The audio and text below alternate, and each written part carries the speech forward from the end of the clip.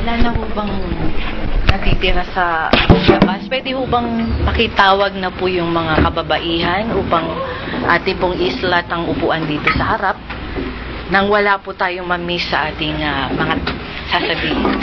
At para blessing na rin ito sa kanila, no?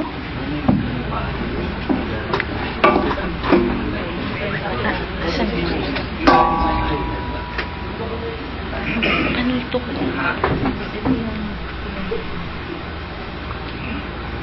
Yan, mamaya pag yung nandun na yung... Okay. Ako po ay narito sa harapan nyo na kinakabahan at nanginginig. Pero God gives me courage and then to face the fear. Okay? So, kadalasan ng fear natin yung tao, no? Pero ang Panginoon, pag siya ang nagbigay sa atin ng kalakasan at ng kapangyarihan upang isiwalat ang kanyang salita, magiging blessing ito sa mga tao, sa mga kapatiran. Okay. Wala na ba tayong mga hinihintay? Okay. Para maganda po na wala po silang mami-miss, no? Sila Ate Charmaine. Okay na po. Charmaine. Ate Charmaine. Sino ba yun? Sila Ate Amina. Diyan pa sa Ate Amina? Wala. Okay. Sige po. Tayo po ay natapos na sa mga nakaraang nating mga topic, which is ang love, courtship, and marriage. So, yung parenting, parang bumuntot lang ito doon sa LCM, no? Kasi SCMP. So, dapat may P talaga dapat. Okay? So, alam ko naman po sa inyo ay talagang natuto doon sa mga tinuro ng mga kuya natin, sila Kuya Ate Edith, si Kuya Lem, at si Kuya Ed. I hope na meron po tayong mga natutunan sa kanila. So, natapos po tayo sa marriage. So, kapag tayo po ay pumasok na sa pag-aasawa, narito na po ang panimula ng ating chapter ng ating buhay, which is, ang journey natin ay ang bakit tayo? Yun. Which is parenting. Okay? Parenting.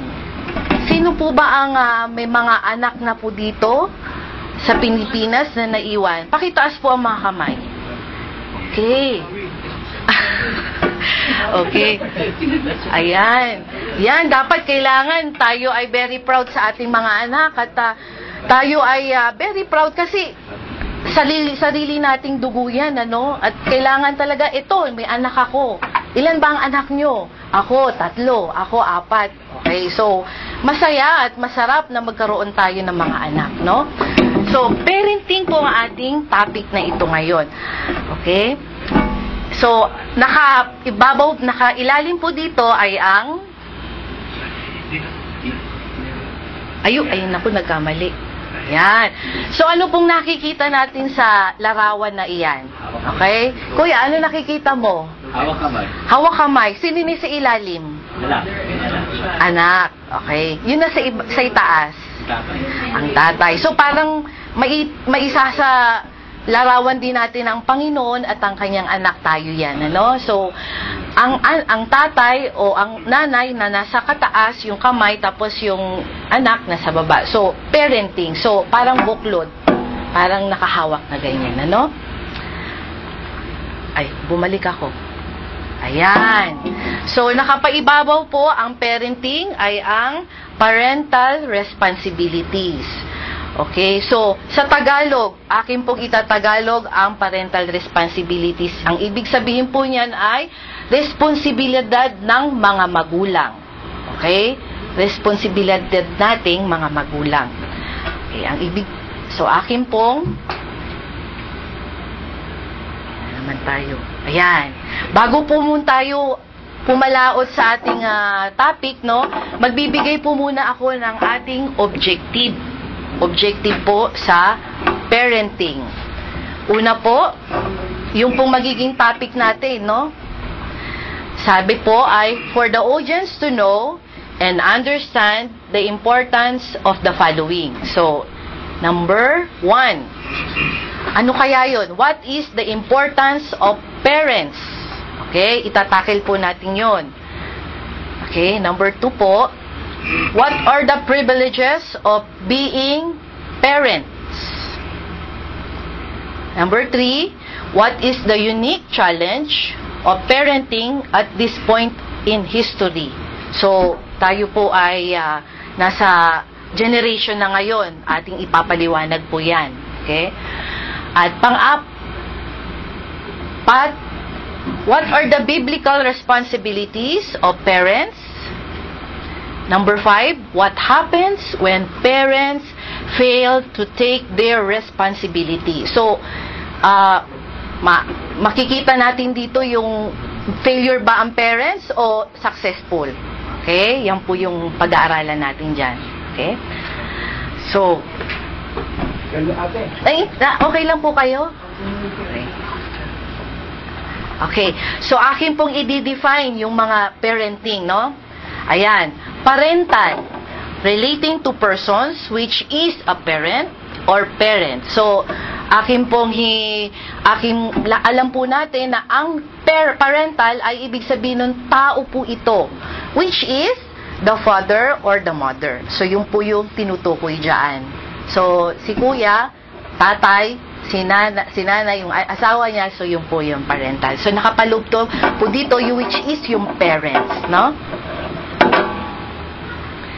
Okay, eto po yun.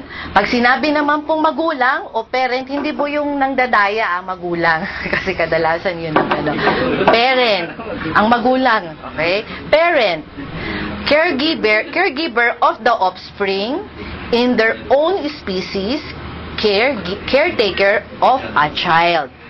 Okay. Ibig sabihin po nun, ang parent, tayo po mga parent, tagapag-alaga po tayo ng ating mga anak. Tagapag-alaga po tayo ng mga anak. Very precious ang ating mga anak, ano? Yung mga supli.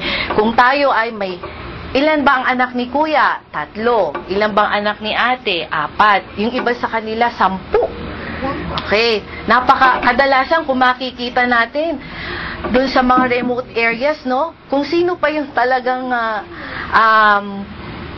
yung bang sa bahay lang, ang dami talaga nilang anak, ano? Kasi kadalasan yung may mga konting anak na pagpaplanuhan. Okay? Okay. So, yung po yun. Meron po ba tayong mga sasabihin? Wala. Okay lang po na magsalita po, no? Okay, so, nakaakibat po ang natapos po tayo sa parental. Ang isusunod po nating ipapaliwanag ay ang responsibilities. Okay? Responsibilities. Which is, it is the state of fact, having a duty to deal with something or having control with someone. Kuya, nakokontrol mo ba si Precious? I hope, although nagkakausap sila ni Precious, ni Kuya Chris, I hope na nagkakaroon sila ng communication. No, kuya? Okay. So, yung po, ang sinasabi po, ang responsibility, ibig sabihin mo sa Tagalog, kapanagutan. Pananagutan sa anak. O sagutin. Okay? So, napakalaki talaga yung nakaatang sa atin, ano? Sagutin natin sila. Kung halimbawa, kung yung mga anak natin ay papatawag sa guidance counselor, yan na naman tayo. Tatawagin tayo ng guidance counselor. Sagutin natin ang ating mga anak. Kung minsan merong minsan lang na, yung anak mo, ganto. Siyempre, sagutin din natin ang ating mga anak, no? Maging sa ating mga pagpapaaral sa ating mga anak. Sagutin din natin yun. Hindi natin pwede itong iwalang bahala. No? So, ito po, susunod po ay okay. So, i-aki po nga, i-explain po yung both, no? Yan. Pag sinabi naman po parental responsibilities, pinag-isa po sila. It is a legal rights or duties of a parent towards their children. So, legal na legal po ang pag-aalaga ng ating mga anak. Hindi lang yung sinabi na, alagaan mo yan, ganyan. Kasi yan talaga ang sinabi sa atin ng Panginoon. Although kahit sa mata ng tao, legal right, pero mas ano sa Panginoon. Kasi that's a commandment from God. Naiintindihan po ba? Okay.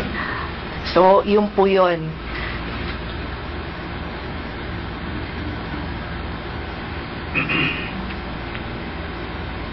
Yan. At sa pangalawang explanation po, sabi po, it is usually given initially to the birth mother, father, or unmarried mother and father can obtain it with an agreement through court order. So, kung tayo po ay nagkaroon po tayo ng anak sa pagkadalaga o sa pagkabinata, may responsibilities pa rin po tayo sa ating mga anak. Yung po yung sinasabi dyan. Kung halimbawa, nagkaroon po kayo ng hidwaan ng asawa, ay minsan idinadaan po sa court order. Minsan kailangan ng custody ng anak, minsan hati-hati. Yan talaga nangyayari, no?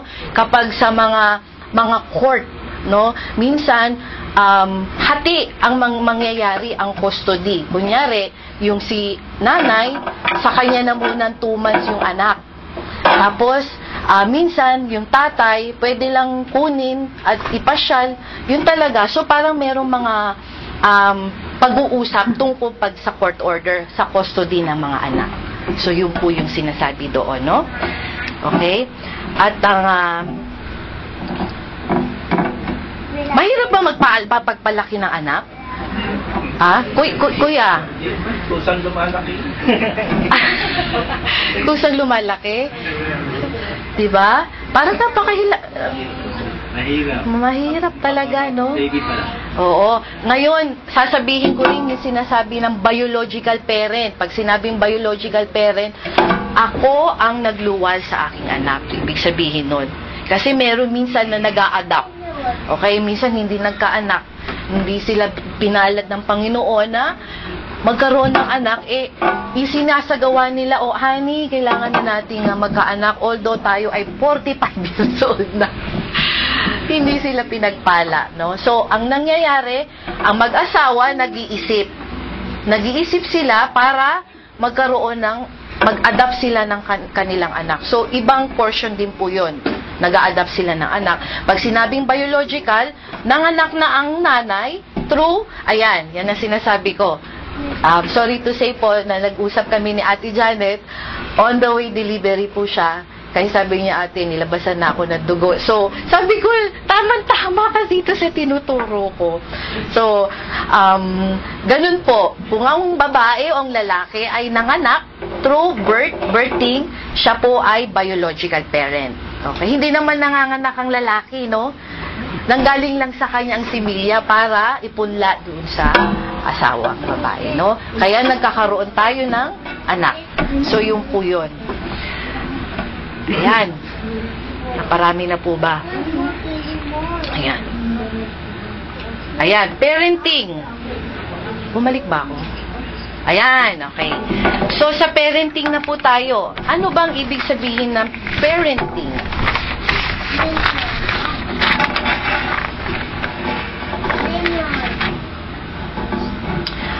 Parenting, it is the rearing of a child or children, especially the care, the love, and the guidance of the parent. So, pag-aalaga pa rin ito ang parenting, no? So, talagang gusto ko kasi ma-dissect natin ang mga meaning, no? So, ang pagpe-parenting po daw ay kinikare. Paano kaya kinikare? Kung halimbawa, nagkaanak na tayo, kung halimbawa may pasok ang mga bata, gigising tayo ng napakaaga. Kung kayo naman ay dalaga pa man noon, ang sarap-sarap ng tulog natin, ano? Hindi tayo naaabala. Pero nung tayo ay pumasok na sa pag-aasawa at nagkaroon na tayo ng mga anak, ayan na, diyan na po magsisimula ang care sa ating mga anak. Sasabihin nila, pagluluto tayo, gigisingin natin ang ating mga anak, kung nandito ang ating mga anak, no? So, yun, papaliguan pa. Minsan, minsan ano mo na siya, napaliguan mo na, tapos yung bata, nakabihis na, no? Nakabihis na, ang gagawin, pupunta sa CR, maliligo. Di ba, Kuya Alan? Pasensya na po. So, ganoon ang pag-aalaga. So, talagang, isa itong devotion. So, talagang dapat tayo. So, yun po yung ibig sabihin ng care. At sa love, meron po tayong tinatawag na mothers love too much. Ano kaya ibig sabihin nun? Mothers love too much. No? Ibig sabihin po nun, mothers to love too much. O anak, nakakain ka na ba? O do kahit teenager, nakakain ka na ba? O pinapawisan ka na. Kaya minsan, ang mga bata, Mami, wag ka namang ganyan. Awkward na kasi syempre, dalaga, parang nagdadalaga na sila. So too much na yan, Mami. Ganun ang gagawin ng mga anak. Lalayo ang loob sa'yo. Pero, ano pa rin, sakyan mo pa rin po yung nararamdaman nila. Kasi minsan tayo, yung sinasabing, ano ba yung aking...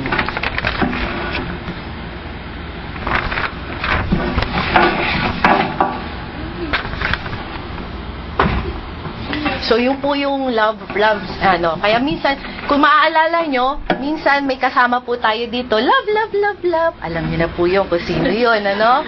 Ayan, so naaalala po natin yun. Napaka love. Okay, so, makikita naman natin yung tao na yun, talagang very loving siya, 'di ba? So, isa po siya sa mga ihahalin tulad natin. No? So, yun naman, guidance by the parent. Okay, guidance by the parent. Minsan, yung bata, ano bang gusto mong kunin, anak? Ano bang gusto mong kunin na kunin sa pag-enter ng college? Ganyan. So, parang i-guide mo din siya, no? Tungkol din sa mga, maging sa mga pag-aaral. Sa bahay, maging sa bahay o sa mga parte ng nila, no? Okay, sunod po. Okay lang po kayo? Ayan. Ay, naku. Ang hirap pala nitong... Parang baliktad yung Ay. Ayan. Susunod na po. Batayan. Baliktad. Ayan, parenthood. Ang parenthood po, ibig sabihin po niyan ay, kung nakikita niyo po yung hood, ano po yung hood? Minsan, yung sa ulo. Okay? So, may tatakil po natin yan. Sa kotse. Ganyan. It is, yung sa kotse, tama. Tama po. At saka yung minsan, may sa mga sweater natin, tinataklob natin sa ulo natin, di ba? So, ibig sabihin, parenthood, state of being a parent, involve the possession and a function or a standing of a parent. So, in action na ito, functional ka na dito. So, eto na pa yung mga responsibilidad na being a parent. So, yung sinasabi ko nga po, na yung hood, sa Tagalog, ay panakip sa ulo. So, ganun po ang parent. Anak! So, talagang kinikir natin ang mga anak natin. Ayaw pa nating makagat ng langgam kung pupwede. Anak, wag ka dyan, ha? Umupo ka lang dito. So, ganun. Yun po yung ini-explain natin. Okay? Sabi nga po, it is the toughest and the most rewarding job you'll ever have. Napaka-toughest po ba? Ibig sabihin, napakahirap talaga, no? Napakahirap talaga. Una pa lang, pag nanganak ka na, mahirap. Yun, hirap na yun. Tapos, pangalawa, kapag lumaki na yan, pakakainin mo, minsan hindi pa kakain, hahabulin mo pa, pero dapat, that's not, the right attitude ng parent. Pag ang bata, ay hinahabol mo, hayaan mo siyang pumunta sa'yo. Yun ang nakita ko sa mga anak ko. Kasi, hayaan mo kasi minsan, ang bata kailangan, they live their own. Kasi minsan, pag yung masyado na tayong nakaano sa kanila, na sila, embrace na sila sa magulang nila. Minsan, mommy, daddy, ganun. So, hanggang sa mag-teenager na sila. Okay? Tama po ba yung Kuya Eric? Being a parenthood, it is the toughest. And it is the most rewarding job. Di ba minsan kapag tayo ay nanalo or nag-champion, meron tayong mga trophies, diba? Trophies. Diba, kuya? Sino ba yung naka-trophy sa atin? Kuya, diba? Nagkaroon tayo ng reward. So, hindi lang trophies yan. It's in eternal. Parang iba yung feeling eh, yung rewarding job ng being a parent. No? Nakikita mo sila. Okay? Doon pa lang po tayo sa definition. Definition pa lang. Okay. So, eto na po. Nasa na. A parental responsibilities. When God originally made Adam, there was something that was obviously incomplete. Ano kayo incomplete na yon? Siyempre, it's about ayaw lumabas. Ayun! It's about Adam. It's about Adam. As Adam observed all the animals, each having a male and female. So, well, ewan ko lang kung may male or female dyan, ha? He was, nakikita niyo ba? Malabo, no? Sa manok po. Ay, oo. Sa manok. Nakita mo, no, kuya? Pero dito sa kambing, meron din siyang partner. Eto, yung rabbit, may partner siya. Okay? So, as Adam observed all the animals, each having male and female. So, nakikita natin, parang may male and female po dun sa picture, no? Okay? And he was made aware of his need for a help suitable to him who would help him in fulfilling God's commission to him. So, ayon po sa Genesis 2:20, at akin pong babasahin sa Biblia. So, the man gave names to all livestock, the birds in the sky, and all the wild animals. So, yun po yung sinasabi sa Genesis 20. God did a miracle for this first man by creating a woman to be with him. So, talagang ibinigay ng Panginoon si Eve to Adam. So, syempre naman, nagkaroon na ng male and female doon sa paradise. Bakit kaya wala pa akong partner? Nag-iisip-isip itong si Adam. So, what God did is Eve. Yun na, alam na po natin na sa tadyang kinuha si Eve. Okay? And God did a miracle for the first man by creating a woman, that is Eve, to be with him and to help him and to fulfill his purpose. So, talagang na-fulfill ng Panginoon ang purpose niya dahil kumpleto na ang nasa paradise. Meron ng male and female, and then may partner na po si Adam, which is Eve. And then, however, at this point, the first, sino kaya ang ating first? Bumalik na naman ako. Baliktad. Ang kulit ko. Pasensya na po. Ayan. Alalahanin po natin ang ating first family was still incomplete. So, si Adam and Eve, okay? And then, and a wife. So, Eve was a wife, and Adam was the husband. But in order to fulfill God's commission, they needed to bring forth spring. Ayun. Yan. When they had children, they entered the whole realm of the parenthood. Okay? So, ayan po, nakikita na po natin na si Adam and Eve nakatingin sa kanilang mga anak na cute na si Cain and Abel. So, this is the first family. Yan po ang ating first family na binigay. Okay? Naiintindihan po ba natin? Wala po tayong namimiss? Okay. Ayan po. So, pupunta na po tayo sa ating mga topics, no?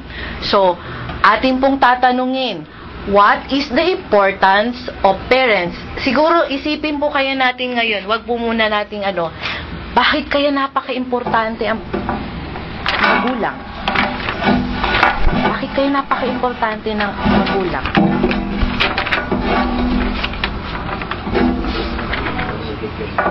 Okay.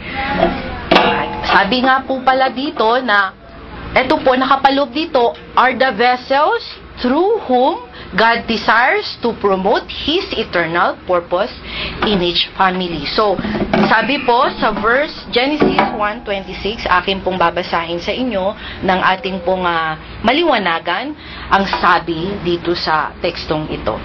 Then God said, let us make mankind in our image, in our likeness, so that they may rule over the fish in the sea and in the birds in the sky, over the livestock and all the wild animals, and over all the creatures that move along the ground.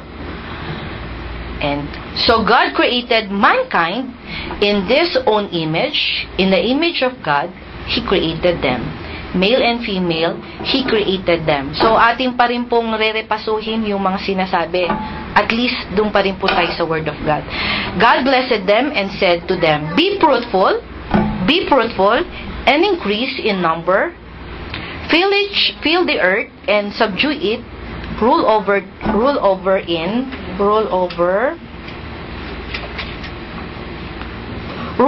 the fish in the sea and the birds in the sky, and over every living creatures that moves on the ground.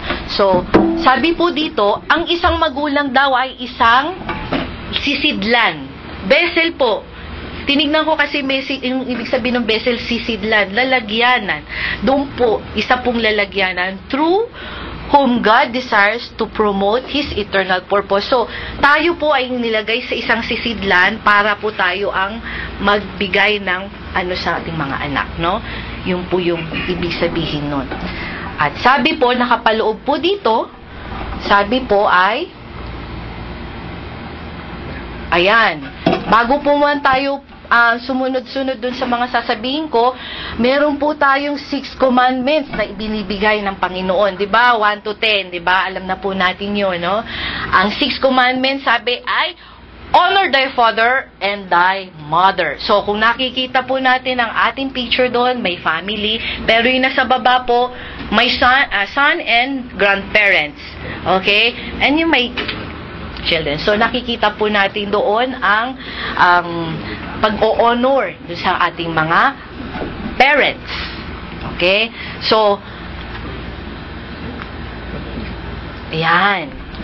Sabi nga po pala, nakapaloob po dito na ang pagiging parent, as such a parents, are responsible to be fruitful and multiply. So, nakikita po natin dyan sa picture na yan, ay ang mga bata. Children na different races. Okay? Oh, meron bang Pinoy dyan? Meron. Saan? Sa likod, nakayelo ba? Ayun yung babae, ano? Ayun yata. Parang si Ate Pauline. Parang si Ate Bernadette. Okay. Bago pa munang magkaroon, at di ba, kinasal lang mag-asawa, no? Siyempre nag-iisip, oh honey, oh babe, oh sweetheart, ilan ba ang gusto mo? Hindi yung gusto mo na lang siya anakan. Hindi pwede po yun. Nose po yun, ha? Okay? Hindi po yun. Kuya, pag nag-asawa ka, 12. gusto mo 12, parang isang, parang magbabasketball, ano? Labing dalawang road mark.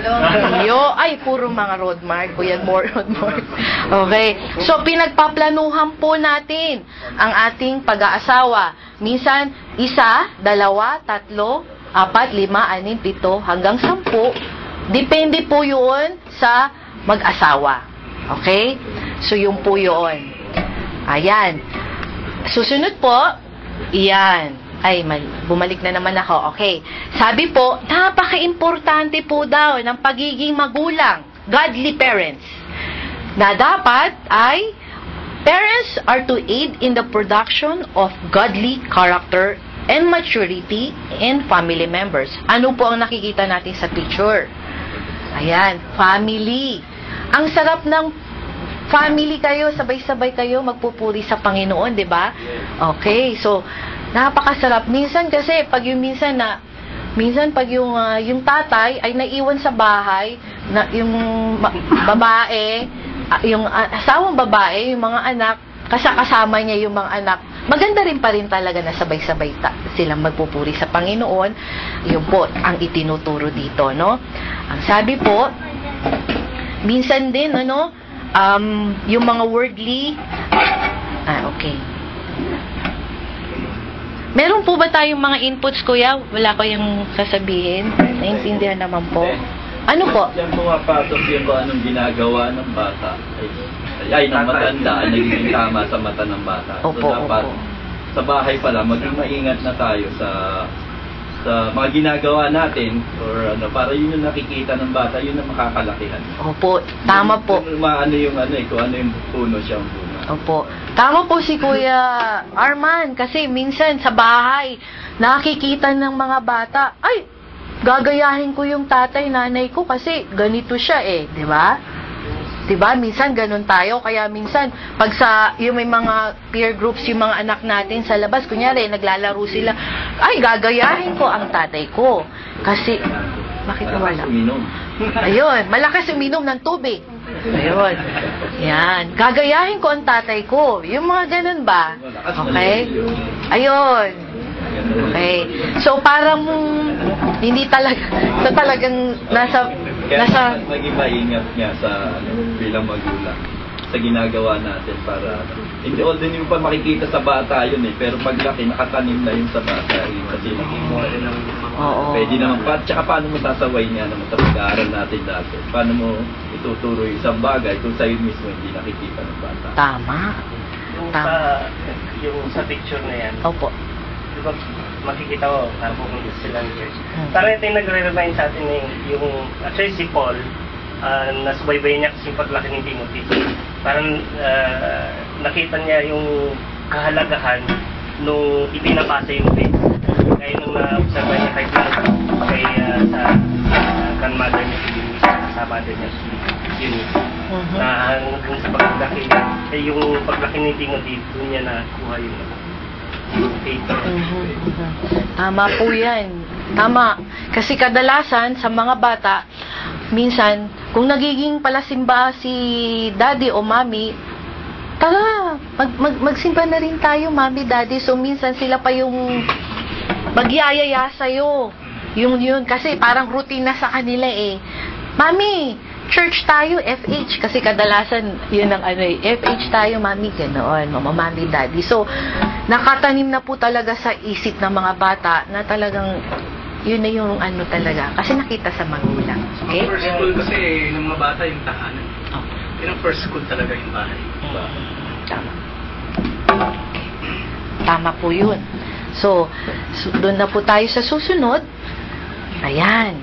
So, sabi po, sa pangatlo, as such parents help to bring forth God's deposit, a potential, and ministry that He has placed in each child. So, sino pong may bank account sa atin? Wow! Taas ang kamay! Parang nahihirapan pa tayo Hindi ba magtataas ng ganyan? Very proud! Dapat proud tayo. Kasi baka mamaya meron nang umabang sa'yo doon. May pera pala to no? Hold up. Okay? So, kapag po tayo po ay may bank, yun po yung pinapaliwanag din dyan na help bring forth God's deposit. So, pag sa bangko, nag-iimpok tayo ng pera, pasok ng pera, hanggang sa lumaki na yung pera natin. Di ba, Kuya Jom? Lumaki na yung pera natin. Okay? So, yun po, yung sinasabi dyan. At, okay. Kung ang mga anak po natin ay nakikita sa atin, Doktora? Yeah. May addition na ako, backtracking, pwede rin nun dyan. Apo. In regards to behavioral medicine, kasi sa science kasi, yung age 1 to 7 is formative years yan. So, anything na nakikita ng mga bata, lahat na nakikita niyaan, ina-absorb niya. SpongeBob yan So, careful tayo sabi nga ni Kuya, bigay ng magandang ehemplo. Mhm. Pag hindi magandang ehemplo nakuha mo, kung anong nakita niya, kaya niya kasi SpongeBob sila at the age 1 to 7, very formative yan. Tsaka suggest sa ina na piliin niyo muna yung pamilya niyo instead of kasi kung yung 1 to 7 na yan, yung the whole being of the child, hindi kayo makasisi kasi beyond that, you will reap the reward talaga. Yung benefit niya anak, kahit saan pupunta yung anak mo, you have raised a good child. Yun lang.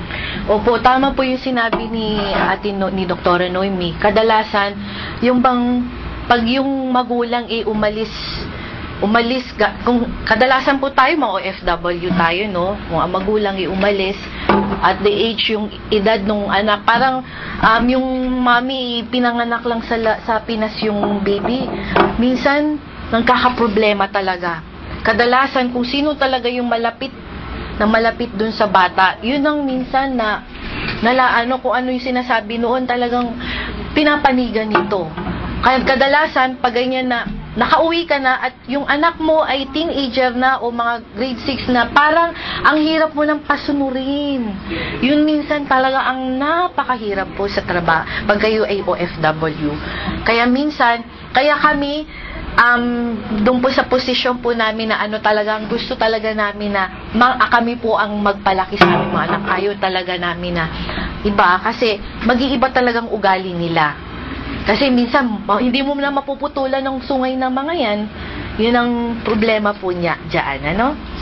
Dagdag ko lang po, yung nilalaman yung God's deposit na pwede nating ibigay sa ating mga. Unang-una yung paborito ko kasing verse, yung Proverbs 22 verse 6. Sabi doon, train a child in the way he should go, and when he get old, he will not depart from it.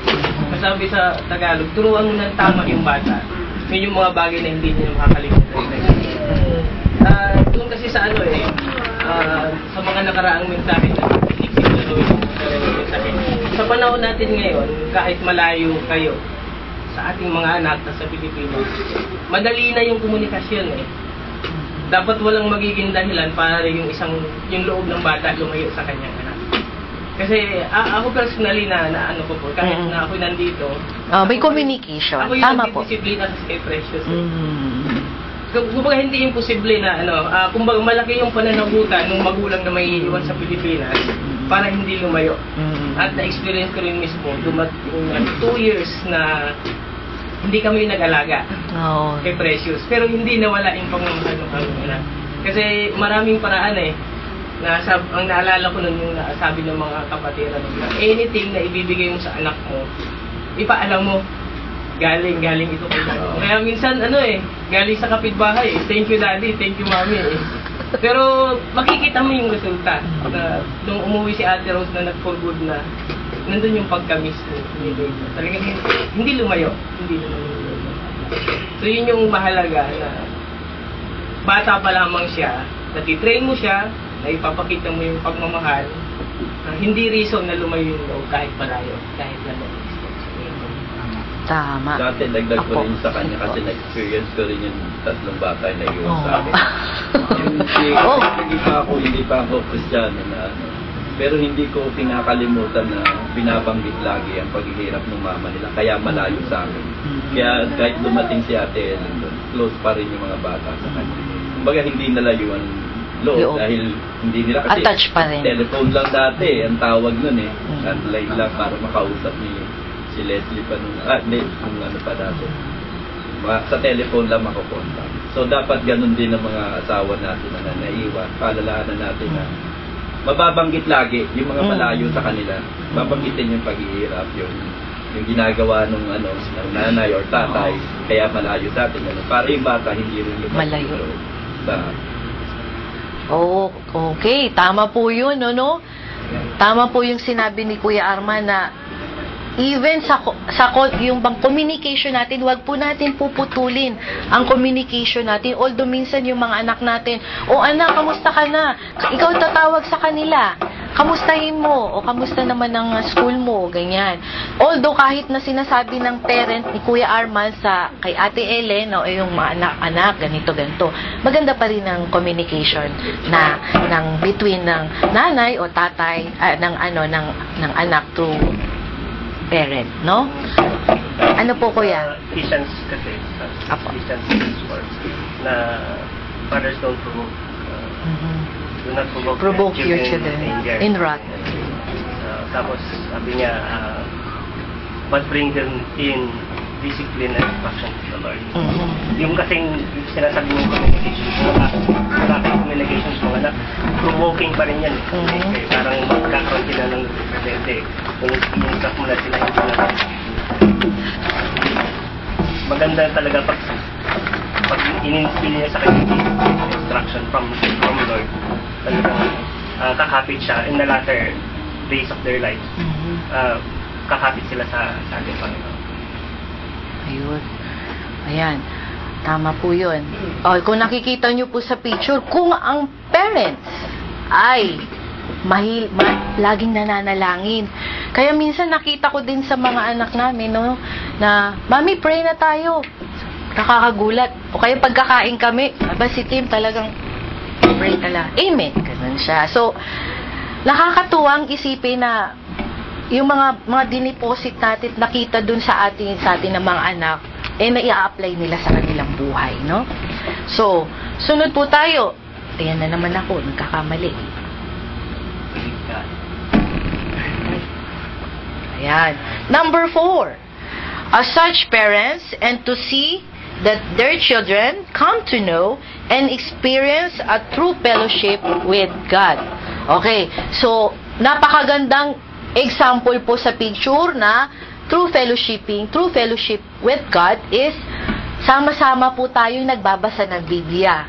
Okay? Kung meron po tayong may mga anak, huwag po natin kakaligtaan na sana may BS tayo sa ating mga tahanan.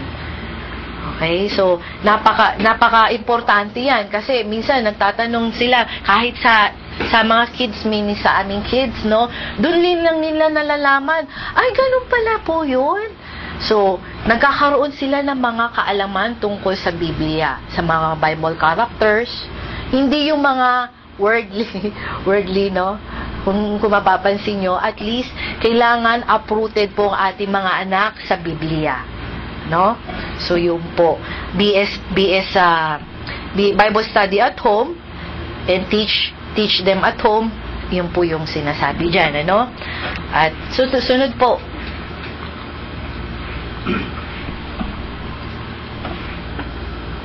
Ayan.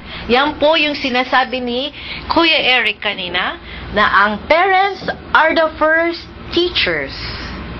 Okay? Naniniwala po ba tayo dito? Kasi minsan, yung kapag pag mag 1 month na, mga ilang buwan ba yung nagsasalita yung baby? 3 months. Parang si Mika, Bebe, Mama!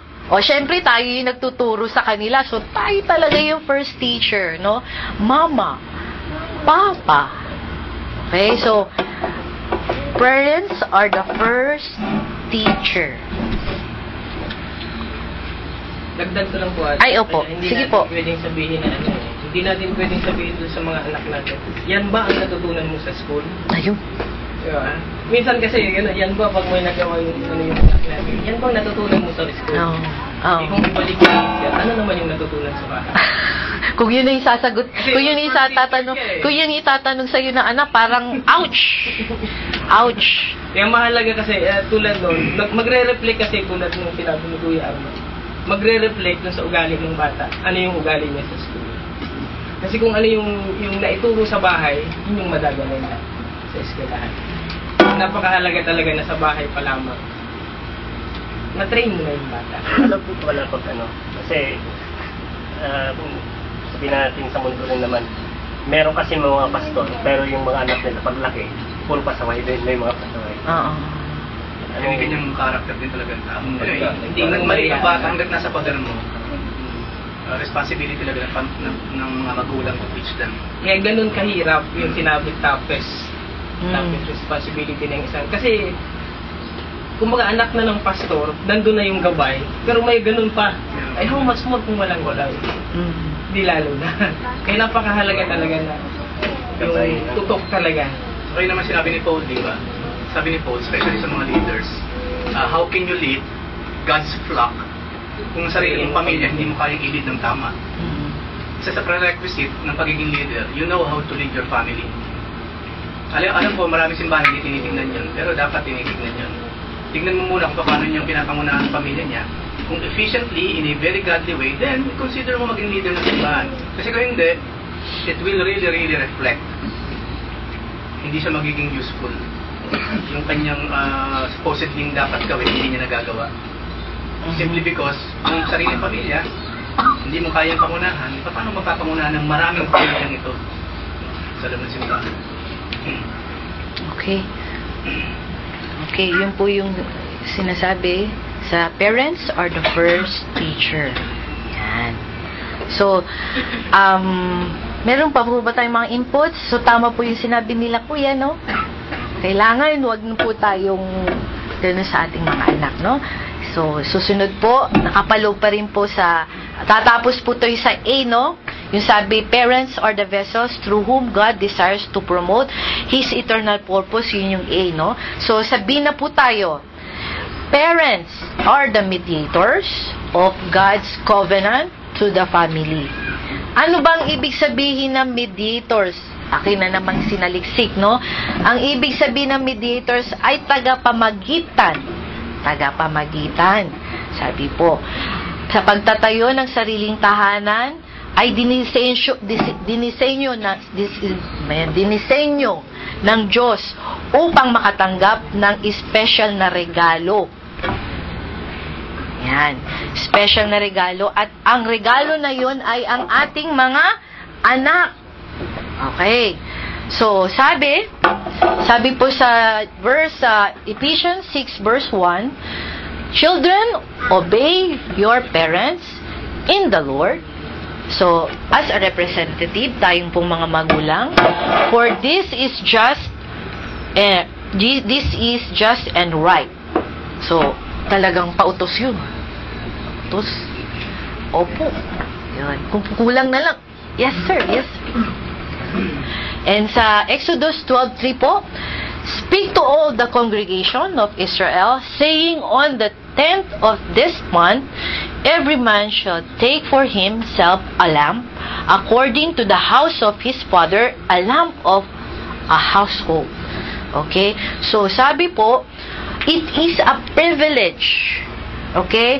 This means the parents are to their children what the Lord is to them. Ano ba talaga kami sa ating mga anak?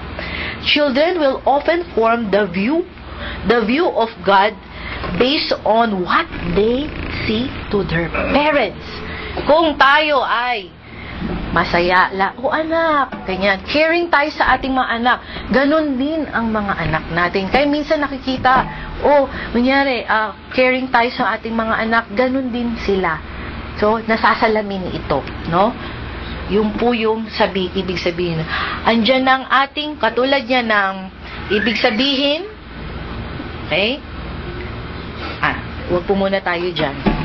Okay?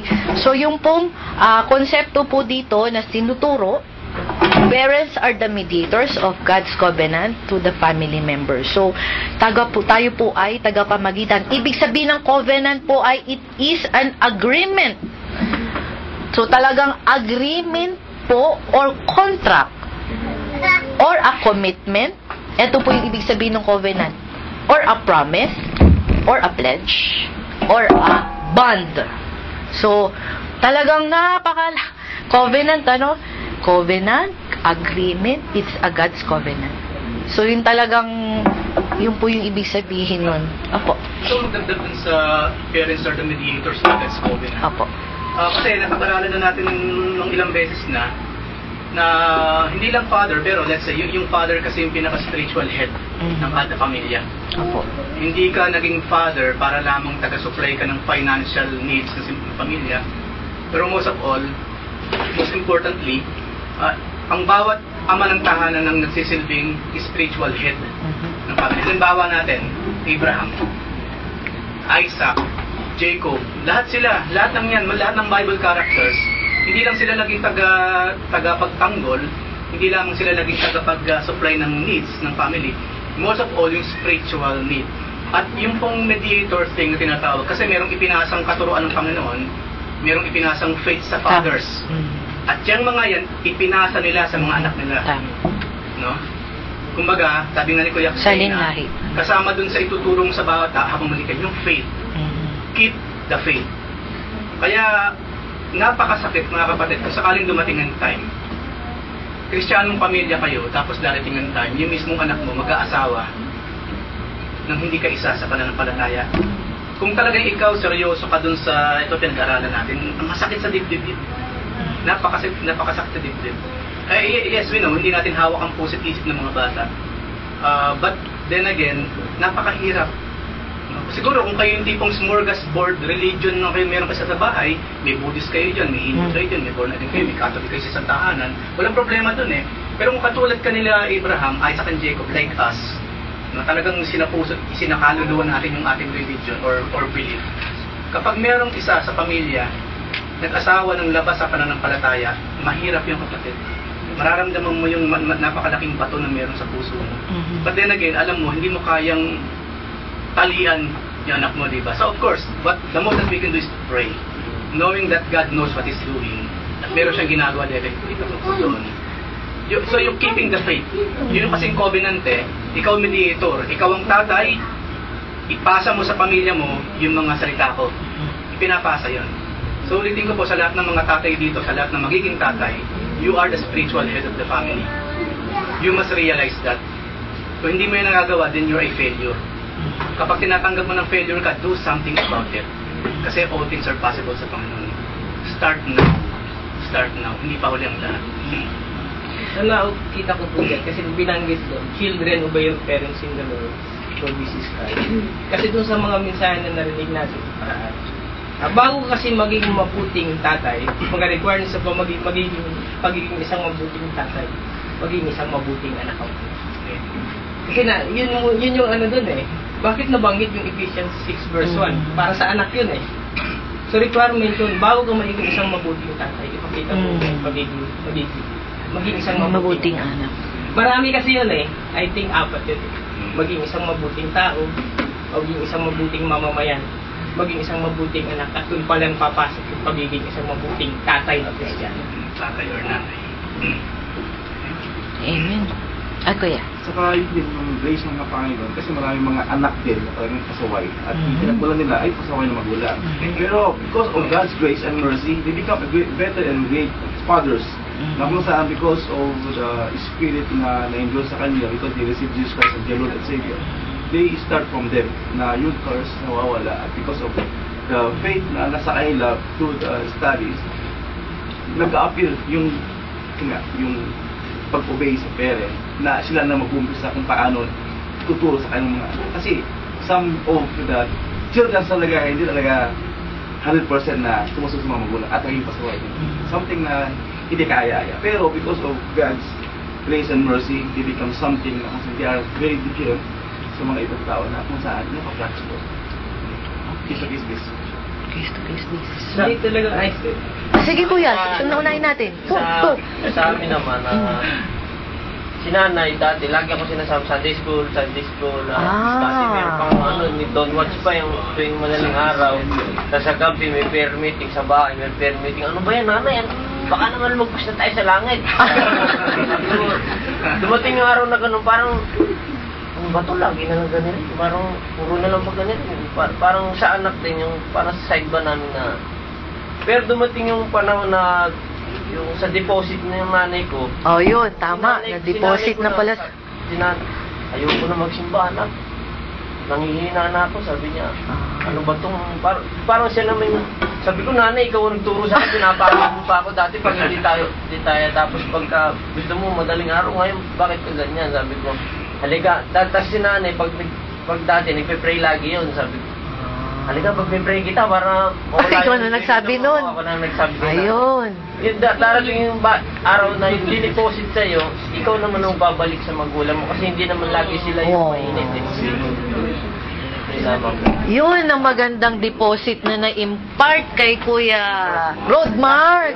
Tapos ngayon, sabi ko nanay, dati, parang lalagpas tayo sa langit, pero ngayon, lumalagpas na ako sa langit, araw-araw ako nag-dirty. Tinulong ko na yung biro namin ni nanay. Kasi sa Pilipinas, tinatakbang ko, tinatakasan ko yun. Dito talagang ako pa... Wala ka ba tatakbo? Minsan lang.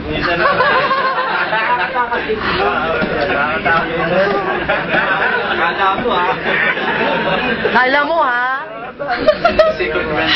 So yung napakaganda talaga ng bata ka pa lang, kinukuyog ka ng iyong nanay sa mga gawain.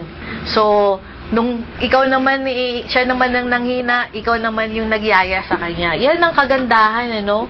Yan ang kagandahan sa naghihilaan kayo. Kuya Arman. Kung minsan naman kasi sa Catholic na minsan na-over busy naman sa simbahan na lang ng magulang. Yung ministry sa mga sa pamilya, nakakalimutan na. Kaya yun, nangyayari, ang mga bata, hindi rin ganun ka. Busy lang, busy. Kasi ganun din sa sa mga kapatid ko. Pag pagpapalaki nila ng kanilang anak na puro failure ang nangyari, walang nakatapos na kanilang mga anak, Katolik sila. Tuwing linggo nandun sila sa simbahan. Pero anong nakikita nila sa mga anak nila? At anong pinapakita nila sa mga anak nila? Yung pagsisimba, ayos, pagsisimba, sumasama yung mga anak nila. Pero yung ugali, pagkatapos sa simbahan, yun ang nakikita nila. Kaya walang nakatapos. Ako ngayon na nagtuturo yung mga pamumuhay. Importante pa rin. Palasimba sila, pero yung naman, labas sa simbahan, anong nakikita nila dun? Pero anong itinuturo nila? Oo. Kasi kadalasan parang paging sa other, kunyari, Catholic, talagang ritual na parang yun na Baga sunod-sunod na. So, kahit na pagod ka na, sige lang. 'Di ba, Kuya Jose? Tama ba yung Kuya Jose? Oo, 'di ba? Kaya minsan kung ang tatay o ang ama ng tahanan ay nanghihina lalo na kung syempre Christian family kayo, no? Ang gawin lang nung asawa, no? I-encourage lang. Honey, aking asawa, patuloy pa rin tayo sa ating sa Panginoon. Keep on. Kasi wala tayong may pagmamalaki. Kasi nowhere. Opo, sige po. Ano lang sa mga Catholic couple dati kasi tayo kahit naman sa Christian, sa born Christian may ganun. Dapat tignan natin, dahil maging genuine tayo Christian din. Kaya nandito tayo every Friday. Paglabas, tignan natin attitude natin yung paano tayo. Ayun. Kasi nabanggit natin Catholic mga sa Christian na lang tayo. Sa Christian. We're not really different from them pagdating sa akin. Yes. Parehas lang din siya. Okay. Naliwanagan na po ba tayo dito sa B, no? Napakagandang diskusyon po ito. Okay? Okay naman ako. Ayan. So, tayo po ay, Kuya Eric, meron pa po ba tayong time? Allotted time? Mga ilang minutes pa po. Maganda siguro, natin na. Hanggang dito na lang tayo, okay? Para hindi natin masyado. Yes. So, naiintindihan naman po natin, nadadissect natin yung mga So, number 2, what are the privileges of being a parent? Okay? Sabi nga po ay, parents who build their homes according to God, design. So, isa po itong design na ibinigay ng ating Panginoon. Hindi lang ito basta, pinag-isipan ng ating Panginoon yan, God's design receive a special blessing from the Lord when they are able to see the fruit. So, kapag ganyan na-design na yan, makikitaan mo na ang bunga, fruit of their hands prospering. The reward of being a parent is the fruit that their efforts have produced. Parents have the privilege of seeing their children. So, nakikita po natin ang ating mga anak kung tayo po ay God's design at tayo pa ay nagpasakop sa ating Panginoon. Kunyari, yung design na ganyan, magiging maganda ang kalalabasan. Kung ganyan lang, straight na ganyan, ang pangit, di ba? Bilog lang na ganon, hindi maganda. Dapat may konting korte. Di ba, Kuya Alan? Dapat kailangan may mga design dyan. Okay? Yung po yung ibig sabihin doon, ano? Yes, may mga konting-konting ano na yan, okay? Sabi po nga, sa Genesis 2:24, a man and a woman would form in one flesh a union through marriage. So, ano pa rin po, nakapaloob pa rin po dito. And their children become a family and essential building block of the society. So, being a parent is a privilege, no? It's a God's design. So, atin pong titignan dito sa yan. Nakapaloob po dito ay ang live a long and prosperous life. Ang benefit po pala ng pagiging privileges of being a parent and live a long and prosperous life. Tama po ba yun, Kuya? Kuya, tama, no? Yes. Yan po ang pangako ng Panginoon. Sabi po, akin pong babasahin, ano? Talagang dapat tayo po ay nasa, babasahin natin ang verse ng Deuteronomy 11:18 to 21.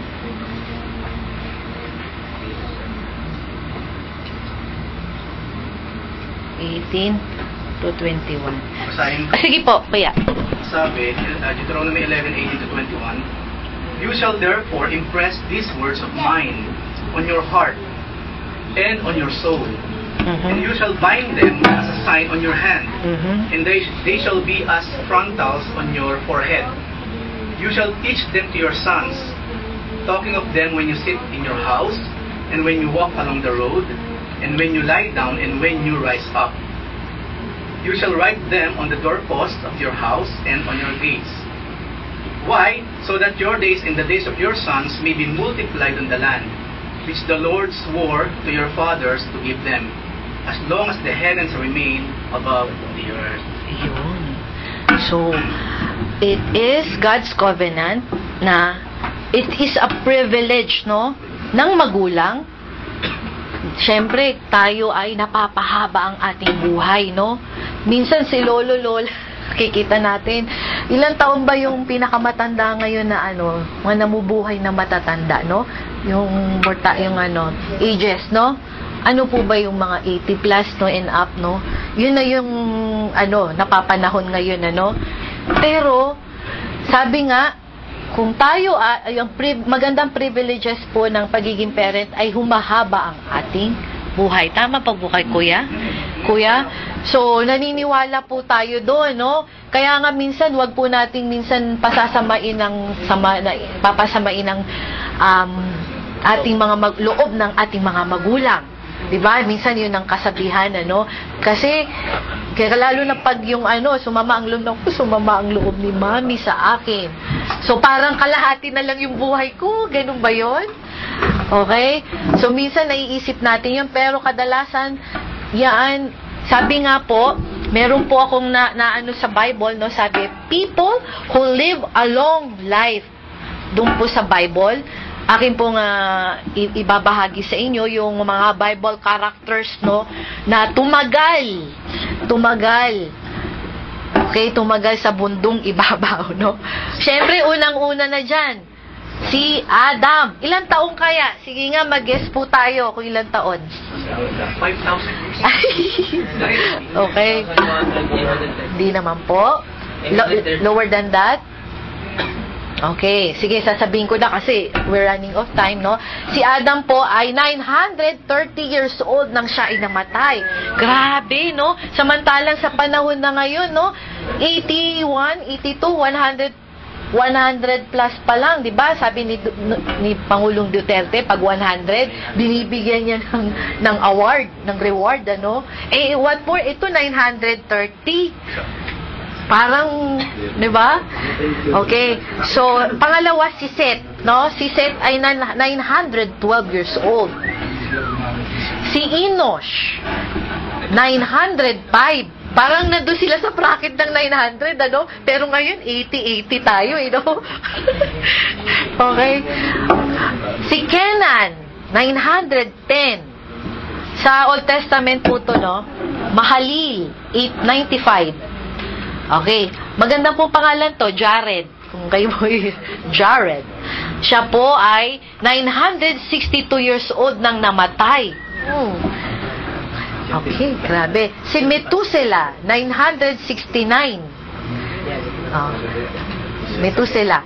At ang huli po ay si Noah, 969. Oo, parehas sila, no? So, ang pinakamatagal talagang nabuhay ay si Methuselah at saka si Noah. Oo, kasi nga parang yung nag-flood pa, no? Okay. 950 po kasi. Opo. 950. Ah, 950 sino? 950? Yung mga 900 years Oo, maon. batch nila. Yun yung mga batch nila, no? Pero yung mga batch natin nun, 8. Ngayon, para na ba? 80. 50. Fresh pa kasi yun. Bakit kaya, no? Baka yung wala mga formalin pa, no? Kung nabubuhay tayo sa 900 years Oo. ngayon, siguro mga 50 billion or trillions na ang bilang ng mga tao ngayon. Kaya nga. Siguro, Bagay may purpose under na design. kung titignan mo, no, napakalayo ng edad Because of sa the, ngayon. you know, after the flood, Ayun po, yun po. Ito naman sinabi natin, after nung natapos na yung flood, doon na sinabi ng Lord na hindi ko napahabain ng buhay hanggang 120. Ayun, tama. O kuya, mga ate, doon na lang po muna tayo, no, kasi tayo po ay tapos na. Siguro naman po ay na ano po kayo doon sa mga ipinaliwanag. May natutunan po ba tayo? Meron po, okay. Kung meron po bang mga katanungan kahit ano po, meron po ba? Sige po kaya. May input. Yung being a parent. Apo. Kasi lagi kong nababanggit na sa isang tatay, kasi mostly nanay talaga yung nag-aalaga eh. Kumbaga, sa akin para sa akin, napili ko yung pagiging tatay kay Precious. Kasi gumigising ako ng madaling araw, nagtitimpla ng gatas. Yun yung napakaano na ano, kasi yung pagiging tatay ramdam na ramdam talaga, naranasan mo. Kasi mostly mga nanay yung gumagawa nun eh. Kaya privilege talaga yung pagiging isang lalo na kung dapat talaga. Nalala kong pinapaharawan ko sa Precious. Arawan ko sa dami. Dapat talaga sabay kayo, hindi lang yung si Mrs. yung nagkukumahog sa inyong mga anak. Dapat talaga. Opo. Kasi mga anak ko, kasi nakadistan ko sila sa mga anak ko, simula nung ako nagpapaligo. Pagka-deliver nila, ako nagpapaligo, nagtatamik. Hindi ko ibinibigay doon sa mama nila na siya magpapaligo eh. Minsan kasi sa panganay ko, ako nangalang. Kasi pag-ayos mo ng buo. Hindi naman. Hindi ko lang kasi mas siguro ako doon sa mga Hindi naman po porkit na yung asawa, ipapataw mo na sa kanya lahat ng mga trabaho, no? Dapat pantay po kayo, no? Pantay yung ginawa yan, eh, no? Oo. So talagang yung po talaga ang maganda. Dapat sabay at magkatuwang kayo. yung word na parent, wala naman gender yan eh. Opo. Male and female and parent. O nga pala, ang male and yung nga sinasabi, although walang male, yung, okay, parent, which is yung male and yung female. Parehas male, parehas female. Okay. Kasi wordly na yun, ano? Secular. Oo, wala na po. Okay, meron pa po ba tayong mga inputs, mga kuya ate? Meron pa po ba tayong mga pahabol na salita? Kuya Eric, meron pa po ba? Pahuli? Wala na po. Okay. Okay na po. So, tayo po ay hihinto dyan sa A na yan, no? Ati pa rin po nga papasadahan yung A na yan sa susunod po. Ako pa rin po ang sana po wag po kayo magsawa sa akin. Kung halimbawa sa susunod ay ako pa rin. Okay? Tayo po ay manalangin at tumayo. Okay? Tayo po ay mag-pray. Lord, marami pong salamat sa araw na ito at kami po ay naliwanagan sa aming mga paliwanagan ng mga tungkol sa Biblia at naliwanagan po kami. Maraming pong salamat at kami po ay nagkaroon ng understanding, binigyan nyo kami ng pagkakataon na maipahayag nyo sa amin ang gusto nyong sabihin tungkol sa parenting. Maraming salamat po, Ama. Sa araw na ito, kayo po nawa ang siyang mag-direct sa amin sa aming gawain na ito. Ito lang po ang aming panalangin sa matamis na pangalan ni Jesus. Amen. Amen.